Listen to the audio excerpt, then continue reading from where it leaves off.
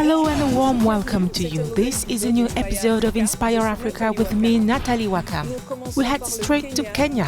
Godfrey Okello spends most of his time at this school in Nairobi. His visual impairment has never been an obstacle to teaching his students and passing on his passion. I will then tell you the story of Vianney Jufa. The former Cameroonian migrant has launched her clothing brand in Lebanon.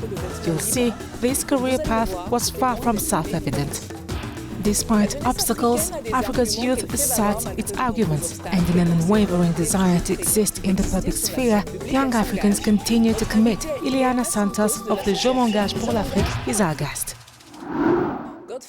Godfrey Okello doesn't go unnoticed at the St. Anne's Sega Girls High School in Kenya. When you're blind, it's a challenge to teach at a so-called conventional school and convince people that you're the right man in the right place. Okello has successfully taken up the challenge for many years. Though it is raining, teacher Godfrey Okello is determined to give vision to his students who are not disabled despite him being visually impaired. For close to 2 decades, he has handled music and English literature classes at St. Anne's Sega Girls Secondary School in Saya County in a way that has endeared him to students, parents, and fellow teachers. That I must do as a visually impaired teacher is to create confidence in my learners. I must show them that I am able to do it, so that when they compare themselves with others, they find that they are better. So then they would say, if our teacher, be him as he is, can do it better, then we have no reason to doubt him. Equipped with a refreshable bright display, Mr. Okello reveals that he has all his teaching notes and the books that he needs backed up, and just like other teachers, he's able to meet his targets for each lesson.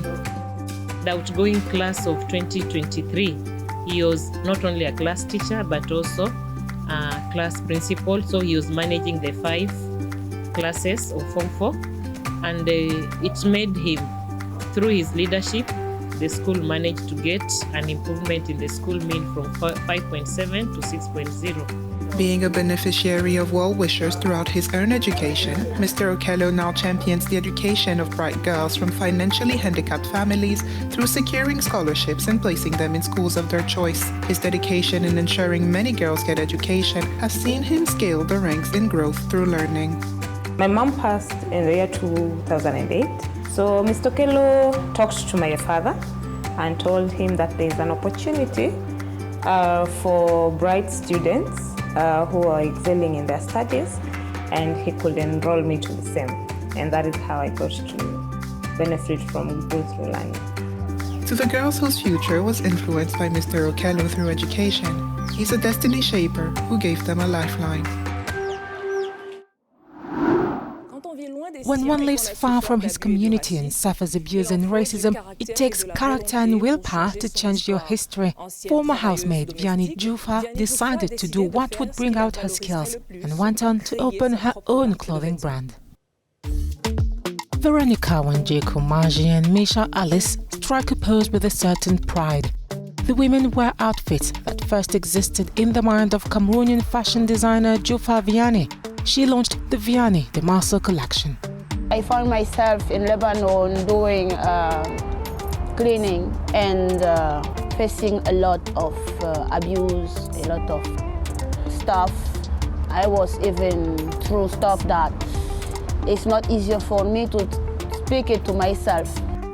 After years of exploitation, Vianney vowed to become an activist for migrant workers' rights. The trained seamstress also determined that one day she'd launch her own clothing brand.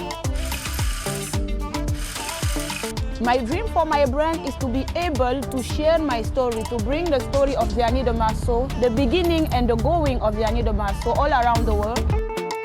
For her, the Vianney de Marceau designs do not merely celebrate African cultures and legacies. They tell a tale of survival and are a rallying cry for activism. It's really amazing coming across, especially women who have overcome so much pain and oppression, coming up with something great like a brand of their own. Under the kafala system, migrant domestic workers arrive in Lebanon under a contractual agreement that ties them to their employers, granting the latter absolute control. According to the International Organization for Migration, over 160,000 migrant workers live in Lebanon.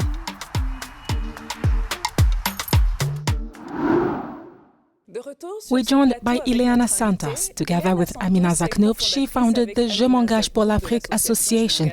Since 2021, they've aimed to be a creative force at the service of the African continent. Welcome to Inspire Africa, Ileana. A pleasure to have you. Hello, Natalie. Thank you for having me. It's a pleasure to be on your show today. You founded the association to contribute to the emergence of a new generation of young African leaders. What's the assessment 3 years on? Well, I'd like to quickly explain to those who are watching and listening what it means to be committed to Africa and how we do that. We do it because we're convinced that if we don't commit ourselves to Africa, no one else will. We're convinced that we're at a key moment. We know that within 30 years, by 2030, 35% of the world's population will be African. We also know that we have to face up to all these challenges, both in terms of access to financing and in terms of the environment and ecological and environmental transition, and we asked ourselves how we could take action in our own way. We believe that citizenship is an invaluable lever for doing just that, and we wanted to provide the tools and methods to enable our generation to help transform the future of the African continent. And that's why in the world, I'm committed to Africa. And 3 years on, where do we stand?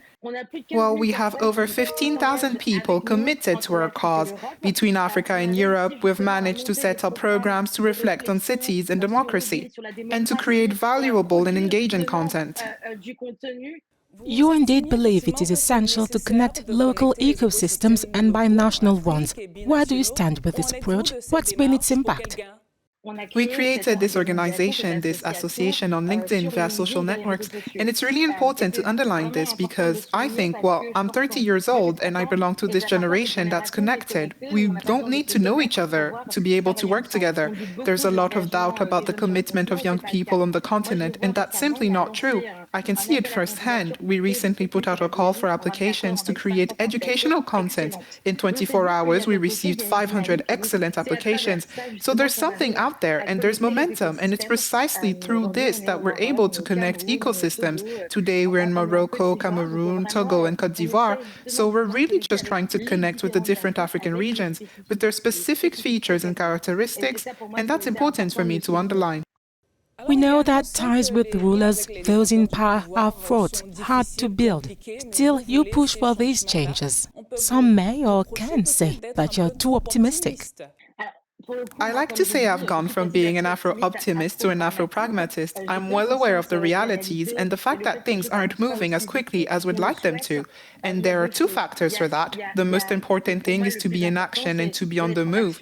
We won't win every battle, but we can win small victories. And somewhere along these lines, there are the decision makers who aren't moving as fast as we're clearly like.